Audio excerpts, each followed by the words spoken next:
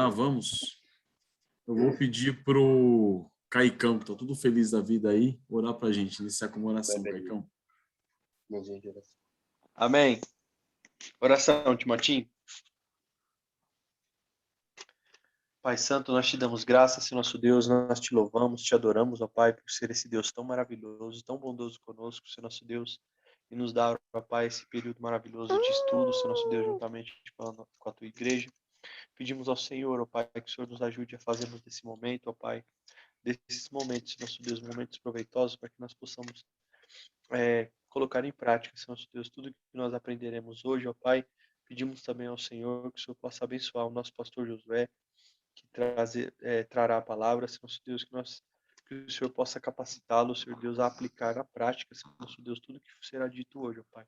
Em nome do nosso Senhor Jesus, nós oramos e agradecemos a Ti. Amém. Amém. Amém, irmãozão, amém, glória a Deus.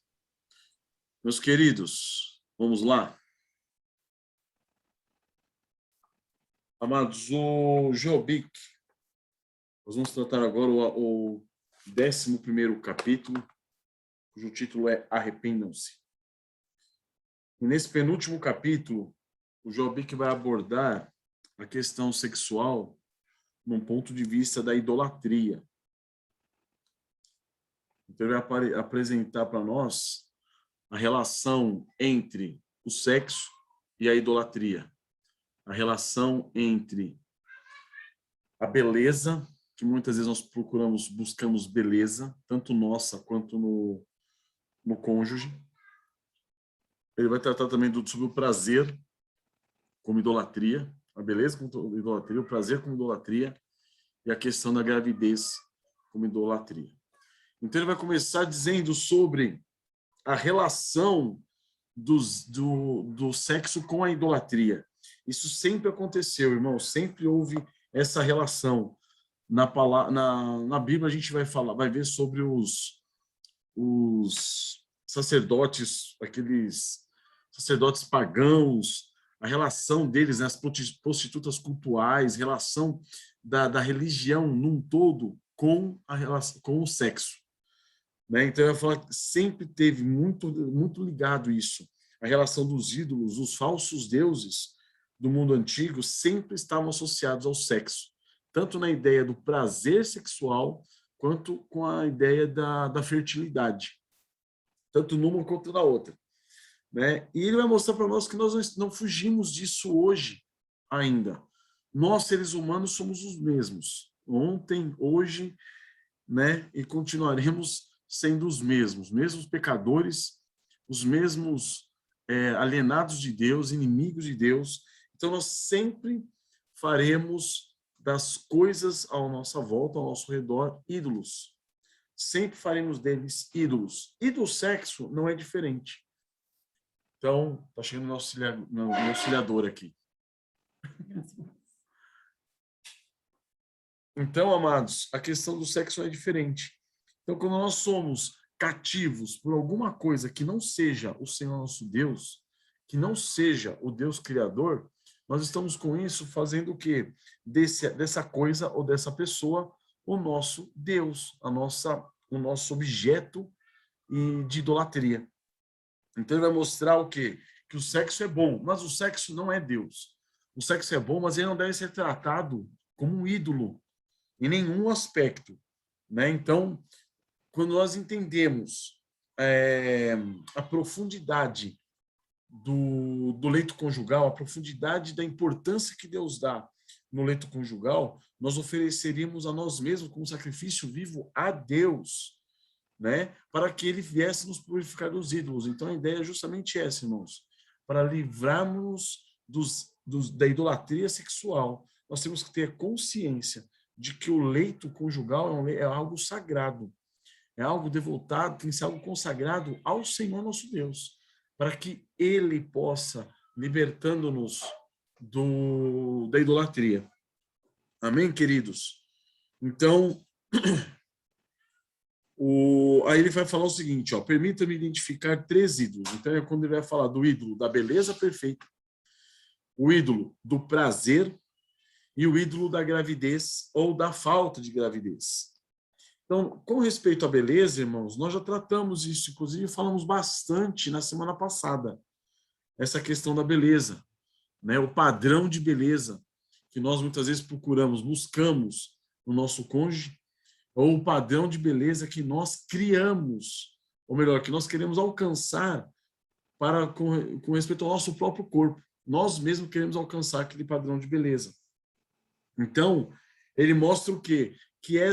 Que muitas vezes essa busca, essa corrida por uma espécie de corpo, né, ideal, que na realidade é um corpo irreal, né, porque essas mulheres, esses homens que estão aí, tem toda uma assessoria lá que auxiliam eles, né, a se transformarem naquilo que eles são, mas são tudo fabricados, não são pessoas comuns, não são pessoas normais.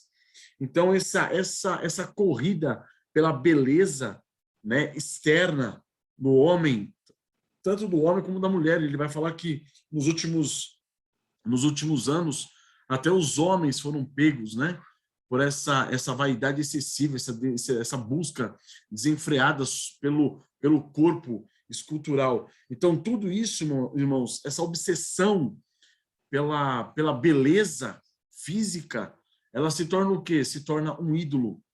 Um ídolo, tanto se nós buscarmos nós mesmos, nos tornarmos essa pessoa ideal, essa pessoa física ideal, quanto nós buscarmos em outros isso daí, no nosso cônjuge, no caso.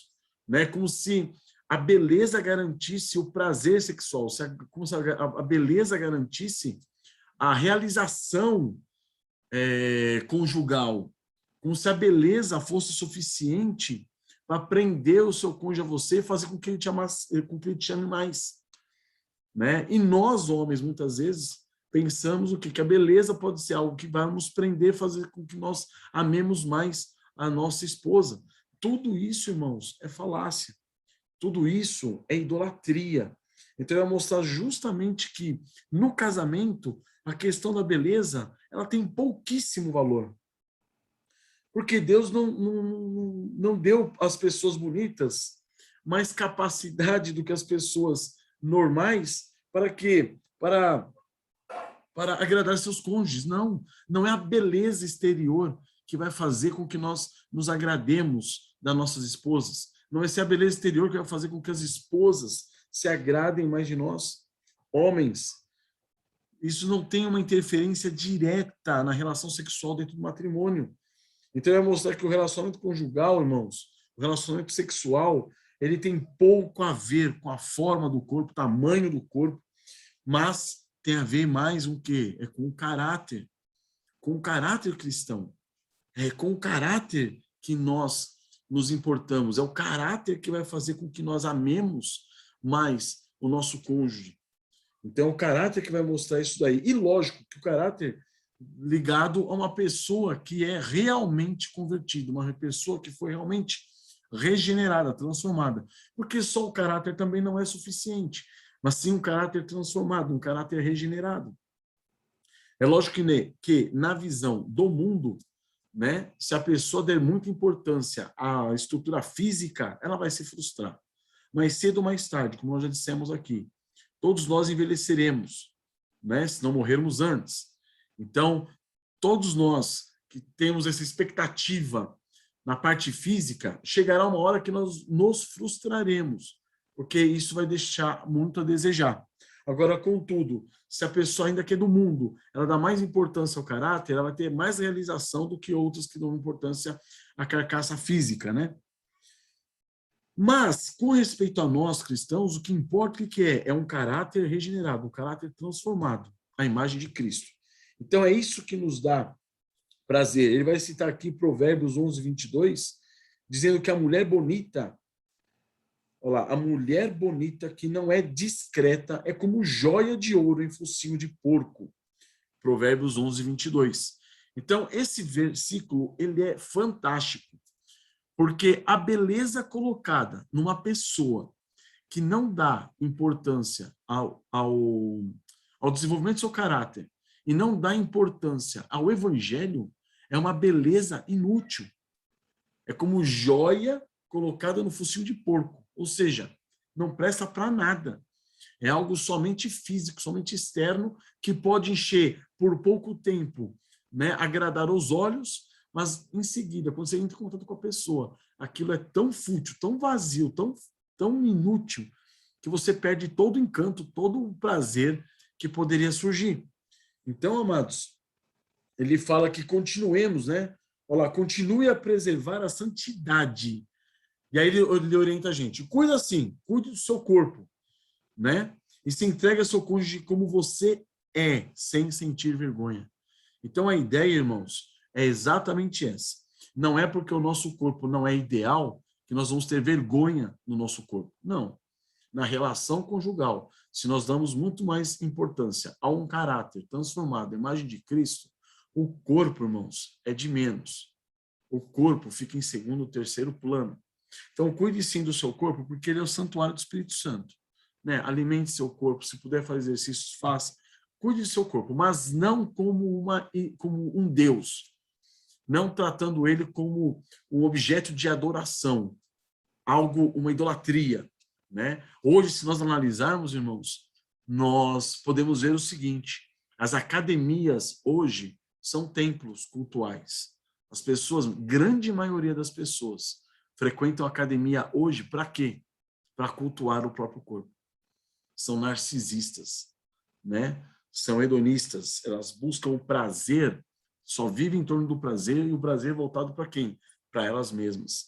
Então, amados, a lição para nós aqui é: não trate o seu corpo como um ídolo, não busque a beleza ideal, nem você, nem do seu cônjuge.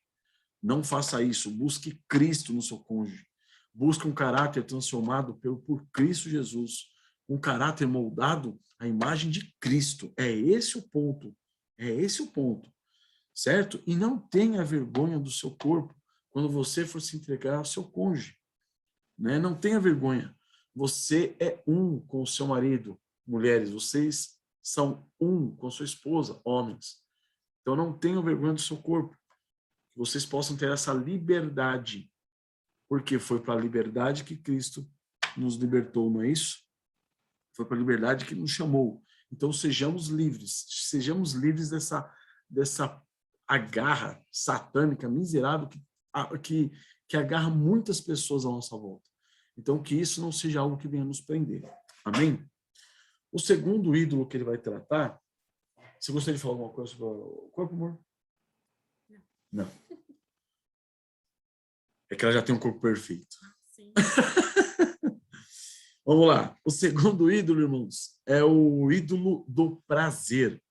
Então, a relação do prazer como idolatria. Então, vai mostrar a nossa sociedade contaminada pelo quê? Pelo pecado da pornografia. E isso tirou o quê? Tirou o sexo do contexto conjugal, do contexto do amor conjugal, da relação marido e mulher. E fez com que as pessoas, os homens e mulheres envolvidos nesse pecado, buscassem um prazer solitário, um prazer isolado do casamento, um prazer afastado, fora do casamento. E aí se tornou uma aventura o quê? Superficial. A pessoa não trata, ela não vê o sexo como um meio da graça de Deus para unir o casal e apresentar o casal cada vez mais unido, feito um só corpo, como a palavra nos mostra. Mas não, devido a esses pecados, nós acabamos vendo o sexo como meramente um meio de se conseguir prazer.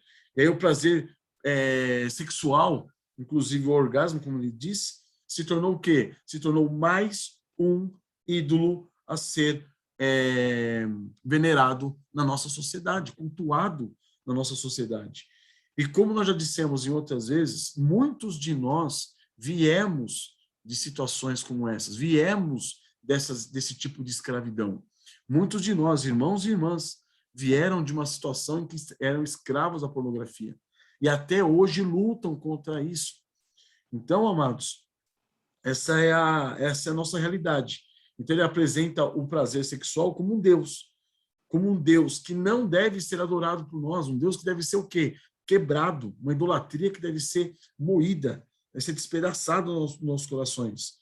E nós devemos considerar o quê? Os nossos corpos como meio de adoração ao Espírito Santo, porque ele é morada do Espírito Santo. Nós não podemos nos entregar, né, o santuário do Espírito Santo, consagrado ao Senhor, usá-lo para esse tipo de idolatria maligna, pérfida, né, que vai justamente acabar com a nossa comunhão com Deus, com a nossa relação com o Espírito Santo, vai manchar, tornar sujo o templo do Espírito Santo. É aqui que ele fala não só com respeito a esses prazeres solitários, mas também na busca desse prazer,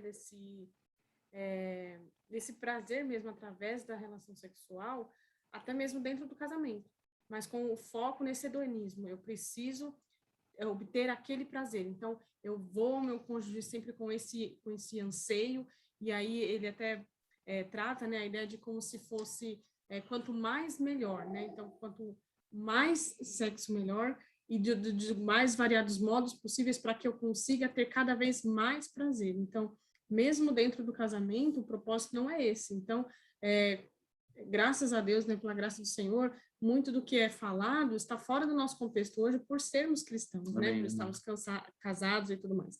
Mas a gente não pode perder de vista que, às vezes, ranços desses pecados estão camuflados dentro do casamento. Então, um esposo pode ser muito... buscar muito a sua esposa, né, o que é lícito, não com os propósitos corretos, mas buscando que aliviar-se a busca por esse prazer, né? E aí é quando ele vai salientar de que nós não somos animais, né? Nós somos diferentes. O que nos une, o que faz com que nós atendamos aos desejos que o Senhor coloca na nossa carne, vai além de aspectos físicos, né? Como o instinto da nossa carne, necessidades fisiológicas, né? Ou essa necessidade por prazer, mas vai atender a uma demanda que nós temos de união com o nosso cônjuge. Nós estamos além daquilo que é físico, né?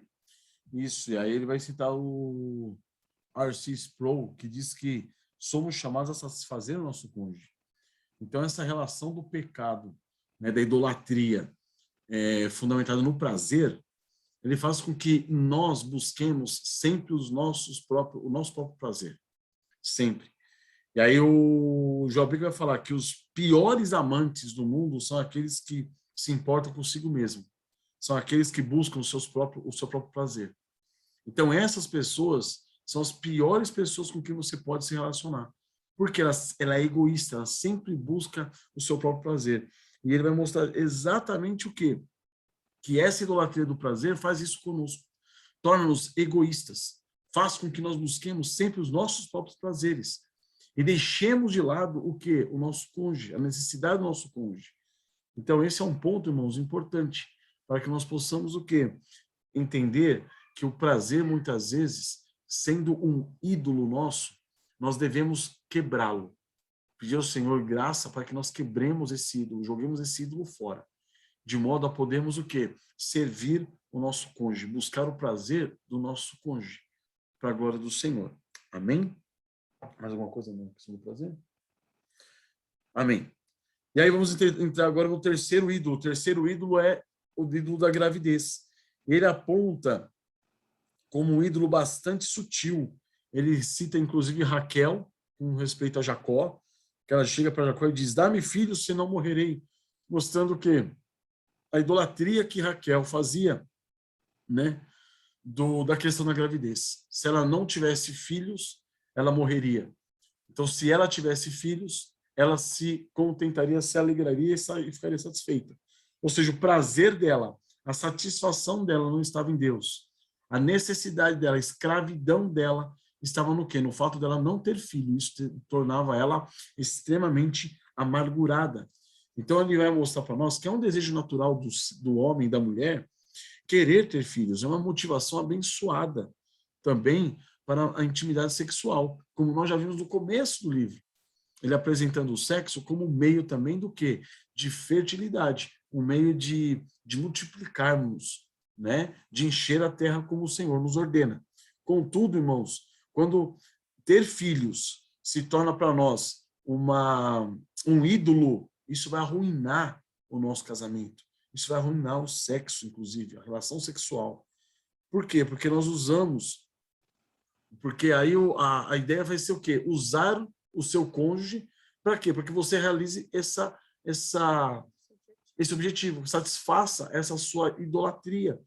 E aí deixa a relação sexual deixa de ter o seu objetivo principal, que é a entrega de um para com o outro, né? De a entrega unânime, né? De um para com o marido, para com a esposa, da esposa para com o filho, para com o marido.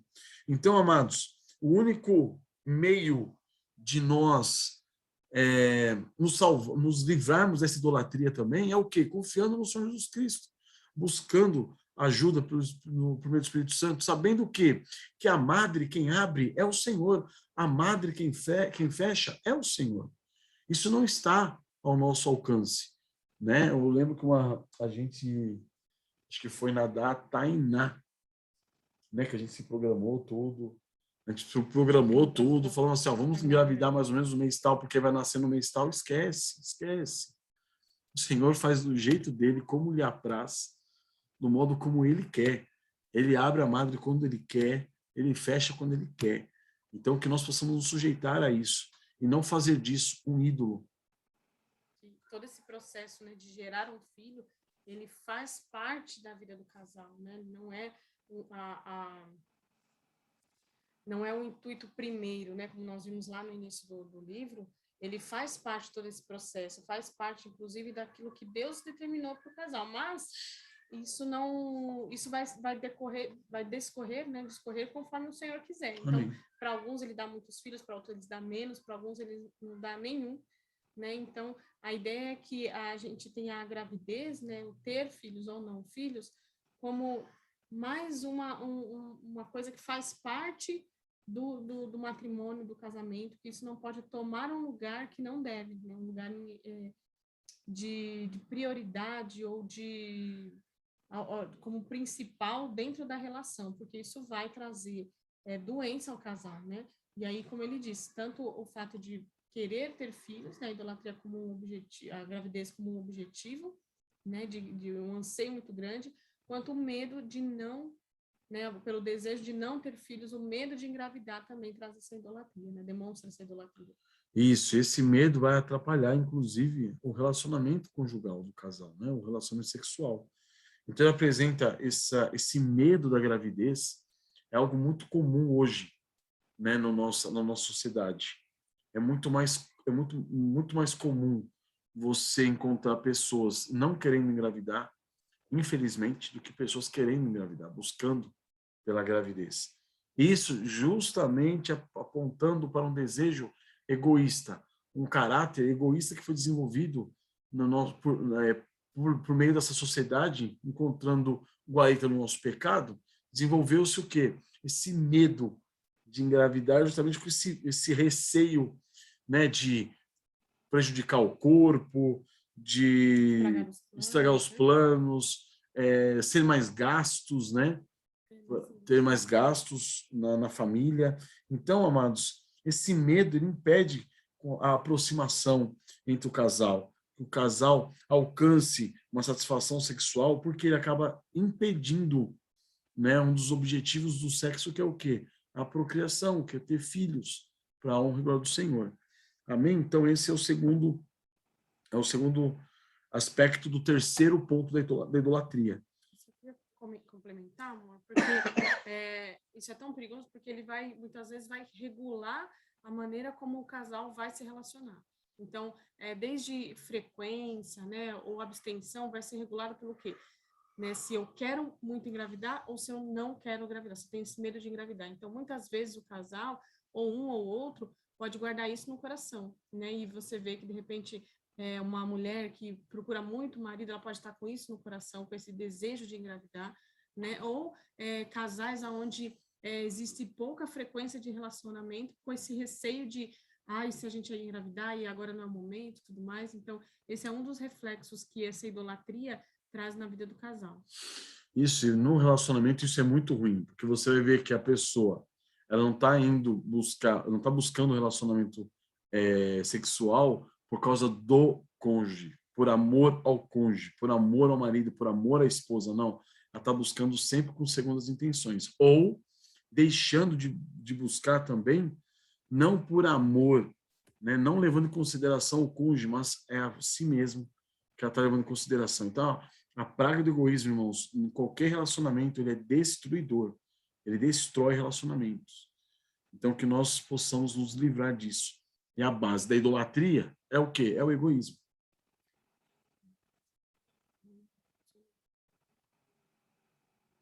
Não. Nós estamos com um nome estranho aqui, a gente não vai adicionar, não. Tá bom, meus queridos? Então, é a partir daí o que ele faz. Ele vai mostrar para nós a vaidade desses ídolos, a futilidade desses ídolos. Como somente no Senhor nós podemos ser felizes.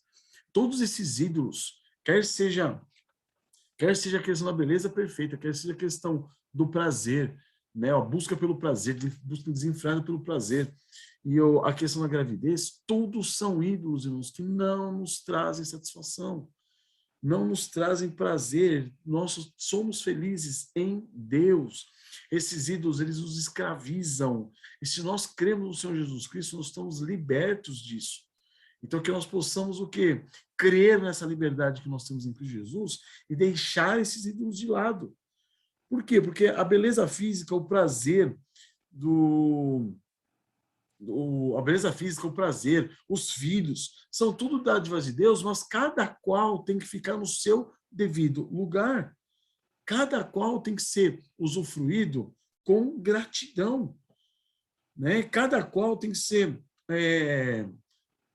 buscado não como uma verdadeira fonte de felicidade, mas deve ser com fim em si mesmo, exato. Mas deve ser o quê? Deve ser motivo de gratidão para que nós nos voltemos ao Senhor e encontremos nele a nossa revelação. Né? Então, se você acha seu cônjuge bonito, glória a Deus por isso, seja grato ao Senhor, mas saiba que com o tempo não vai ser a mesma beleza. Nós costumamos nos casar muito jovens, o tempo vai passando, as coisas vão ficando feias, né? De um modo geral. Então, a nossa satisfação não deve estar nisso. O prazer também vai chegar um momento da nossa vida que a gente não vai mais sentir o prazer que nós sentíamos antes, mas não é o prazer que sustenta o nosso casamento. Certo? Os filhos, a mesma coisa. Os filhos, a mesma coisa. A idolatria dos filhos, irmãos, é coisa assustadora. Muitas vezes ela se manifesta, sabe quando? Quando os filhos saem de casa e o casal não consegue mais conviver, os dois, porque o que unia o casal eram os filhos. Já ouviram falar daqueles casamentos que se desfazem com 30, 40, 50 anos de casados? O que acontece? Os filhos cresceram, viraram adultos, saíram de casa, o casamento se desfaz. Por quê? Porque o casamento está fundamentado nos filhos e não no relacionamento marido e mulher. Então, amados, que o Senhor nos dê graça nesse sentido. Que nós vejamos o sexo não como um Deus, não como um ídolo, não, de modo algum, mas que nós possamos ver o quê? Que tudo que Deus nos deu com respeito ao sexo, né, tanto a beleza, o contato físico, quanto o prazer, tudo isso é vazio se não tiver o Senhor no centro, o Senhor no trono do nosso coração. Então, irmãos, nós somos apenas o quê? Seres humanos caídos e limitados. É o Senhor nosso Deus que nos dá a graça de, nessa limitação, nós podemos nos satisfazer, marido e mulher, dentro do casamento, para a honra e glória do Senhor. Amém? Então, arrependamo-nos. Ele nos chama nesse capítulo 11 ao arrependimento. Ele nos chama a nos arrependermos da idolatria sexual. Se você, homem, ainda tem na mente aquele ideal de mulher linda, perfeita, bonita, e que você não encontra na sua esposa, arrependa-se disso. Não exige isso dela. Isso é assustador, irmãos. É horrível isso daí. Entende? Então, do mesmo modo como nós ficamos escravos buscando essa beleza inatingível, nós podemos fazer com que o nosso cônjuge fique escravo daquele seu desejo ideal de beleza. Quantas mulheres que fazem centenas de cirurgias, por quê? Porque o marido gosta dela assim, assim, assado. Casou com uma morena, mas gosta de uma loira. Tem que mudar o cabelo. Casou com uma mulher com poucos seios, mas ele gosta de uma mulher com muitos seios, a mulher tem que fazer. Então, vira um negócio assustador, irmãos. Isso não pode ser o que nos direciona, porque isso é idolatria, isso é pecado. Então, que nós nos arrependamos, irmãos, quer da idolatria da beleza, quer da idolatria do prazer, porque muitos de nós também estávamos escravos, né, da pornografia, achando o quê? Que aqueles prazeres, aquele ideal que você criava dentro da pornografia, você vai encontrar no casamento. Não é isso. Não é isso de jeito nenhum. Arrependa-se daquelas imaginações, daquele ideal de prazer que você colocou na sua mente. Arrependa-se do Senhor, para que isso não venha gerar o quê? Problemas no casamento. Ele apresenta que essas coisas costumam gerar problemas, inclusive de impotência sexual, frigidez. A pessoa não consegue se relacionar. Por quê? Porque ela tem um ideal tão grande de prazer que quando aquilo está aquém, ela não sente prazer. Isso é um pecado, irmãos, é pecado. Alguma coisa? Mas pode continuar. Certo, irmãos? Então ele mostra até que isso aqui é causa de problemas psicossomáticos, pessoas que na hora da relação elas apresentam medo, apresentam reações de raiva, de orgulho, e tudo isso, irmãos, vai prejudicar a relação do casal. Por quê? Porque isso, quando isso aí domina o coração, irmãos, isso leva-nos a uma escravidão. A uma escravidão. Escravidão da beleza, escravidão do prazer, escravidão do desejo de ter filhos, né? Ou de não os ter.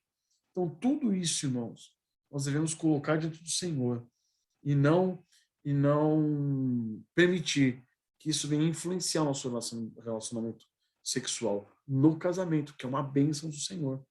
Ele também vai tratar... Que a gente possa ter em mente também que, por sermos cristãos, né, talvez a gente não... nós não estamos escancaradamente envolvidos nessa coisa, né? Então, essa idolatria, ela pode não se manifestar de maneira escancarada. Então, por exemplo, uma idolatria com respeito à beleza, talvez no nosso meio de mulheres cristãs, talvez a gente tenha uma certa resistência a, sei lá, fazer uma cirurgia plástica, por exemplo, né? Porque eu sou crente, eu sei que eu não devo ficar fazendo isso, mas há aquele desejo no meu coração. Tanto há o desejo no meu coração de querer transformar, quanto a insatisfação, ou mesmo o medo de não ser aceito pelo meu cônjuge, porque eu acho que ele acha que é assim, assado, que é, entende? Então, para que a gente possa enxergar essas coisas, buscar enxergar essas coisas no nosso coração, examinar o nosso coração, porque esse é o objetivo do estudo do livro, né? Então, porque às vezes a gente vê aquele tratando de pornografia de maneira escancarada, ou dessa idolatria, né, da busca pela beleza de maneira escancarada, né, de busca pelo prazer de maneira escancarada, e talvez a gente olhe assim e diga, não, mas isso não faz parte da nossa realidade, isso daí é no mundo, as pessoas no mundo são escravas disso.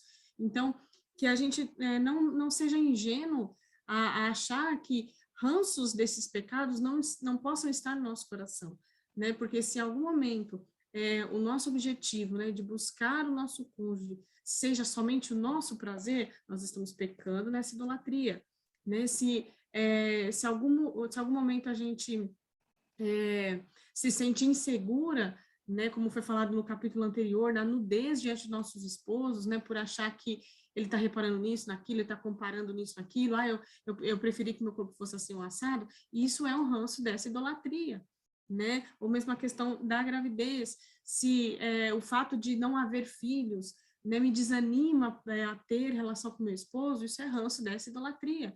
Então, que a gente possa buscar no nosso coração, né, fazer esse exame e colocar diante de Deus, nos arrepender, né, para que se nós, pela graça de Deus, não somos escravos de pecados como esse, nós possamos eliminá-los pela raiz o quanto antes, colocando aos pés do Senhor, nos arrependendo, pedindo para que o Senhor não permita que esses pecados tomem espaço dentro do nosso coração e do nosso casamento. Isso, ele vai apresentar isso, irmãos, como pecados que atrapalham, inclusive, no desempenho sexual, né? Muitas vezes a mulher se sente mal em se entregar para o marido devido a coisas que ela colocou na cabeça com respeito ao seu próprio corpo.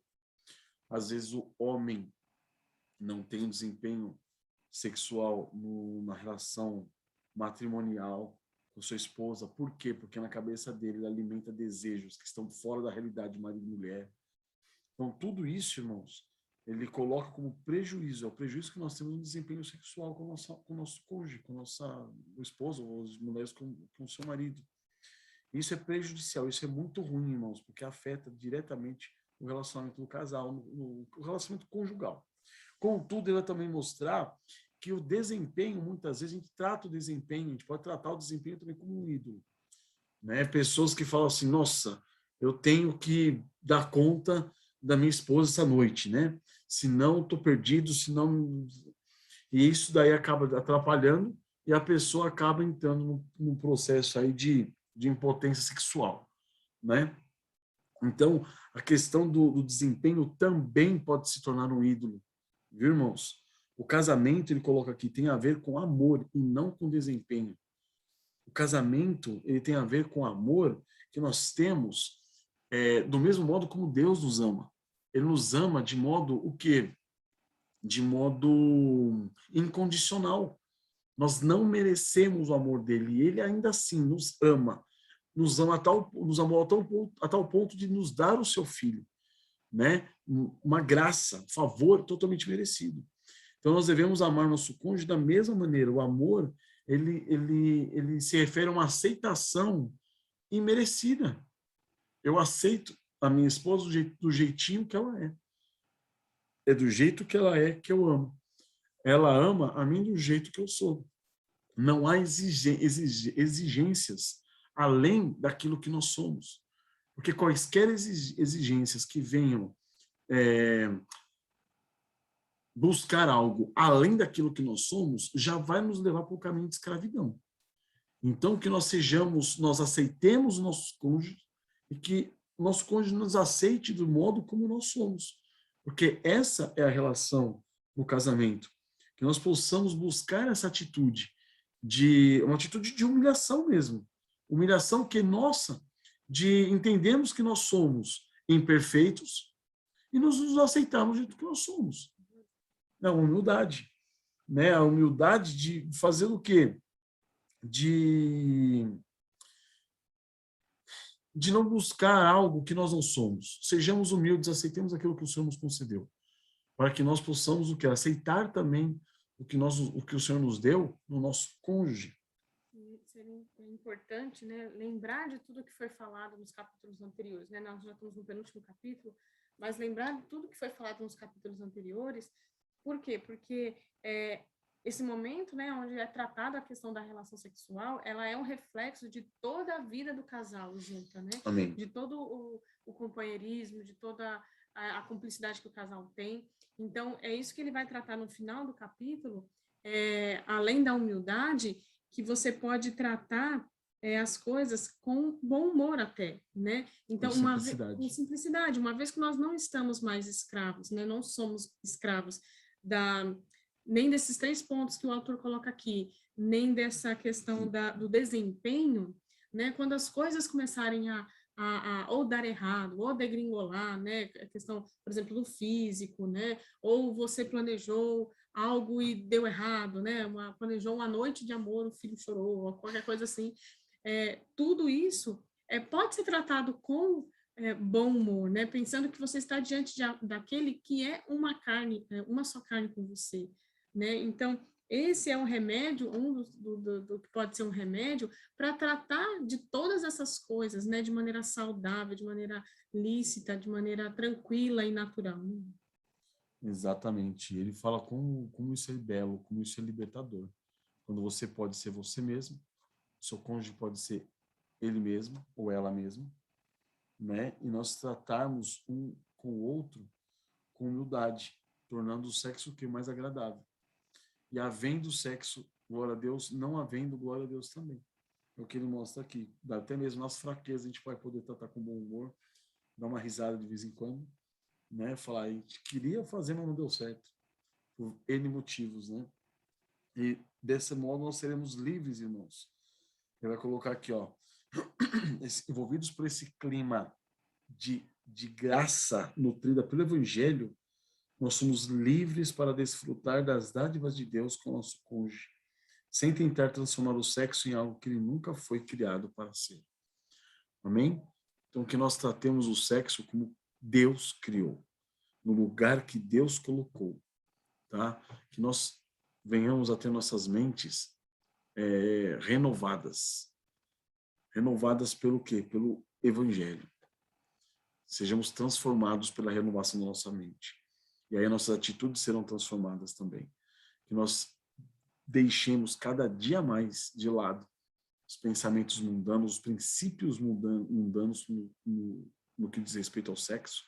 Que fique tudo isso de lado, para que a gente possa viver uma vida mais plena no Senhor, mais plena em marido, como marido e mulher, como uma só carne, vivendo diante do Senhor em humildade, humilhação e graça, em graça, agindo com o nosso cônjuge em graça e na graça fundamentada no Evangelho, a mesma graça com a qual nós somos alcançados. Desfrutar, né, daquilo que tem no casamento com essa graça.